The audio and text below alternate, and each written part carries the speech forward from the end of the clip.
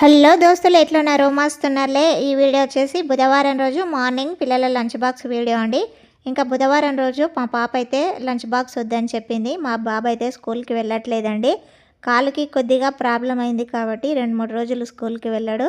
పాపకైతే స్కూల్కి వెళ్తుంది। తను లంచ్ బాక్స్ వద్దనేసరికి నేను ఓన్లీ బ్రేక్ఫాస్ట్ అయితే చేశాను। బ్రేక్ఫాస్ట్ వచ్చేసి ఇడ్లీ సాంబార్ అయితే చేశానండి। ఇంకా పప్పు ఉడకబెట్టి రుబ్బేసి మెత్తగా రుబ్బిన తర్వాత పోపు పెట్టి కుక్కర్లో అయితే ఉడికిస్తున్నాను సాంబార్ని ఒకవైపు, మరోవైపు అయితే ఇడ్లీ పెడుతున్నానండి। ఇలా అన్ని ప్లేట్స్లో ఇడ్లీ పెట్టేసి కుక్కర్లో అయితే పెట్టేశానండి।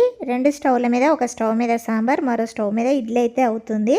మరో పక్క అయితే చూసారు కదా సాంబార్ రెడీ అయిపోతుంది।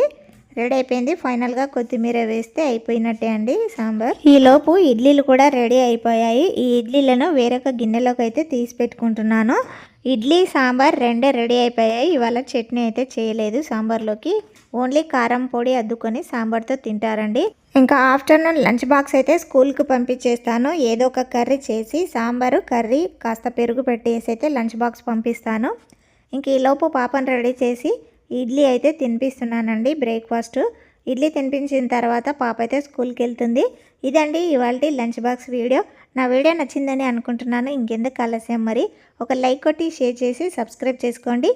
నెక్స్ట్ వీడియోలో మళ్ళీ కలుద్దాం। Thank you for watching. Bye bye.